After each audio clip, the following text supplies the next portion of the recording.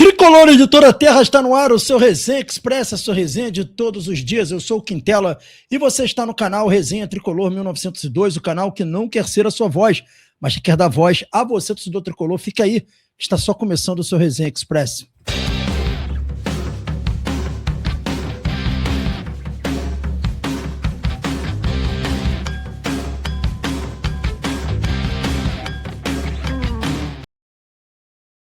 Resenha Express, voltando e em definitivo, eu peço aos amigos e às amigas para não esquecerem de se inscrever no canal, ativar o sininho das notificações e deixar o seu like. Fazendo isso, você diz ao YouTube que esse conteúdo aqui é legal, ajuda a gente a chegar mais longe. Pedir também para a galera não esquecer um outro pacote do YouTube que é fundamental, que é o Hype.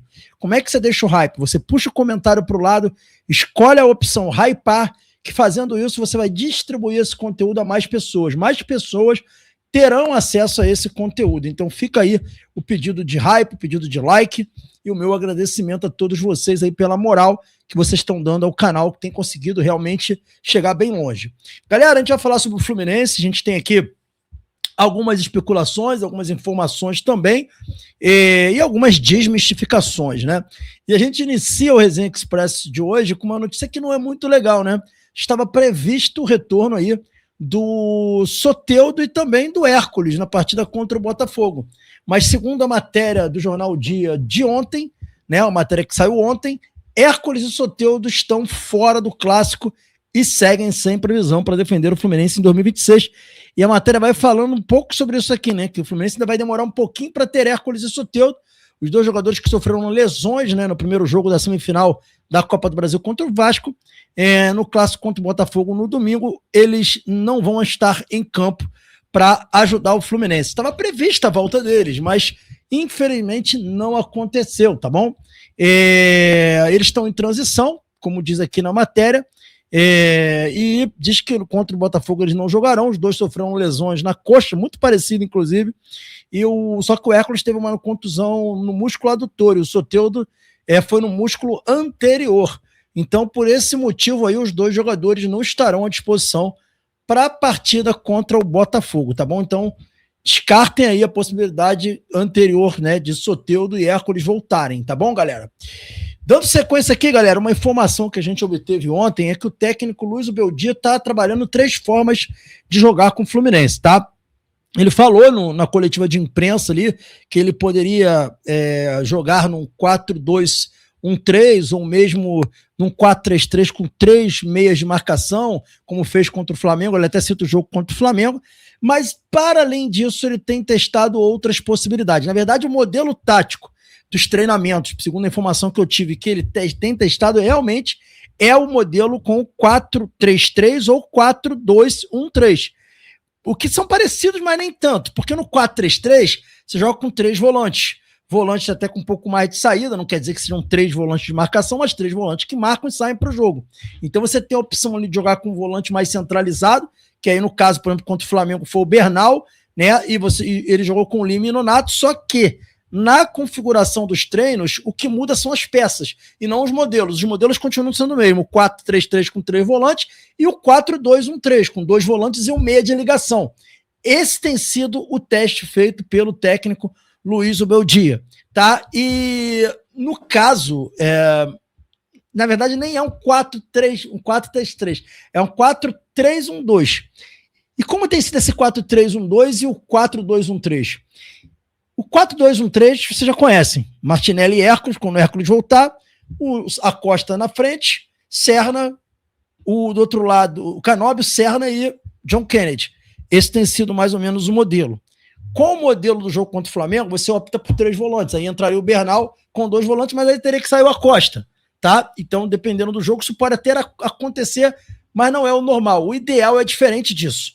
O ideal é você fazer um esquema, e aí vai do 4-3-1-2 com os 3 volantes, e aí, nesses 3 volantes, uma novidade do treinamento que ele tem colocado é colocar o Martinelli como primeiro volante, teoricamente, no outro lado, ou melhor, o Hércules como primeiro volante, teoricamente, o Martinelli pela esquerda e o Canóbio pela direita, como se fosse um terceiro homem de meio de campo.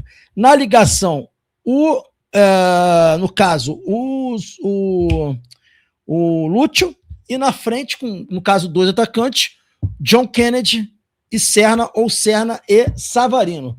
Tem sido alguns testes que ele tem feito, e aí pelo menos 3 formas de jogar, com 2 formas de jogar praticamente, a 3 formas de jogar com mudanças na configuração do time. Isso tem acontecido muito nos treinamentos do Fluminense. Então, ele vai fazer tudo para tentar colocar os caras em campo, os caras que decidem. Há sim a possibilidade de sair o atacante, no caso John Kennedy, entrar o Savarino na posição dele. Enfim, muita coisa está sendo feita pelo técnico Luiz Abel Dias, muitas possibilidades estão sendo testadas. Ok, galera? Agora sobre informações que surgiram ontem. A gente vai começar aqui falando sobre Herisson. O que tem sobre Herisson? Por que surgiu o nome do Herisson ontem à tarde? Por que isso aconteceu? A gente agora pode trazer para vocês uma informação melhor de apuração, né, olhando na internet, inclusive também apurando com fontes internas que a gente tem, fontes no clube. Eu consegui contato com uma pessoa do clube, e a informação que a gente tem sobre esse caso Herisson é o seguinte, vamos lá, vamos contextualizar vocês. O Fabrício Romano soltou a notícia que o Fluminense estava negociando com o Herisson. Segundo esse rapaz aqui, o Rodrigo, aqui no Twitter, ele foi e apagou a postagem depois. Ele colocou a postagem, tá? E depois apagou. Então, essa postagem, isso é o que dizem, estão dizendo, né? Os tuiteiros estão dizendo que ele colocou e depois ele apagou. A informação que eu tive é que isso aqui é uma montagem. Essa coisa aqui do Fabrício Romano é uma montagem, que na verdade ele não publicou isso aqui. Alguém pegou, né? E fez uma montagem, como se fosse uma publicação do Fabrício Romano, e postou nas redes sociais, como se fosse o Fabrício Romano falando. Então, assim, na verdade, o próprio Fabrício Romano não se manifestou ainda. Então, a gente não sabe se ele realmente postou e apagou, ou se alguém fez montagem e colocou a face dele, o nome dele. Enfim, no final das contas, eu preferi consultar uma pessoa do clube que eu tenho contato, e a pessoa disse que não há a menor possibilidade do Herisson ser contratado pelo Fluminense. É aquela história. Isso quer dizer que a chance é nula? Não sei, cara. Eu sempre falo isso. Por mais que eu tenha ouvido de uma pessoa do Fluminense, a gente nunca pode dizer que nunca vai acontecer. Então, o que eu tenho de informação é isso, que não está no radar do Fluminense, e eu acho que isso daí é uma montagem, tá bom, galera? Então, fica aí essa informação para vocês. Já a informação sobre Talisca, o Anderson Talisca, a possibilidade de Talisca vir para o Fluminense, é uma possibilidade razoável. Assim, não tenho notícia, não tenho informação. Ontem à tarde falou-se dessa possibilidade do Talisca, da mesma forma que se falou também no Twitter, né, onde surgiu essa informação. Algumas páginas colocando que o Fluminense estaria interessado no Talisca, mas eu não consegui confirmar essa informação. O que eu posso trazer para vocês aqui é: Talisca é uma boa para o Fluminense? Talvez é uma discussão interessante. Para mim, ele é uma boa, sim. Se fosse contratado, seria uma grande contratação. E eu até gostaria que o Fluminense estivesse negociando mesmo com o Talisca. Por quê? Vamos dar uma olhadinha aqui nos dados do Talisca rapidamente aqui, ó. O Talisca, ele tá hoje com 31 anos, ou seja, faz aniversário em fevereiro, dia 1º, falta poucos dias, né? Falta 2 dias. Na verdade, 2 dias para ele fazer 32. Então, ele tá com 32 anos, vamos botar aí. Tem 1,90 m, uma estatura boa para o centroavante. E ele não era centroavante, ele era um meia, né? Jogava como meia. Depois que passou a jogar como centroavante, tem um tempo que ele está jogando como centroavante. Segundo o Transfermarkt, ele custa 8 milhões de euros. Também não é um dinheiro tão longe de ser conquistado. Ele é do Carlos Leite, empresário qual o Fluminense tem muito boas entradas. E o contrato dele vai até junho de 2026. Ou seja, se o Fluminense quiser contratar o jogador, já pode contratar, porque já entrou nos 6 meses que antecedem ao fim do contrato. Então o Fluminense pode contratar o Talisca. Se o Talisca está sendo esse jogador, eu acho muito bom, e eu vou mostrar por que também. Tá, vamos lá, vamos dar uma olhada aqui nos números do Talisca. Eu não vou ficar também buscando muita coisa do passado, não. Ele surgiu muito bem no Bahia, todo mundo conhece. Ó, temporada 22, vamos começar aqui pela temporada 22-23.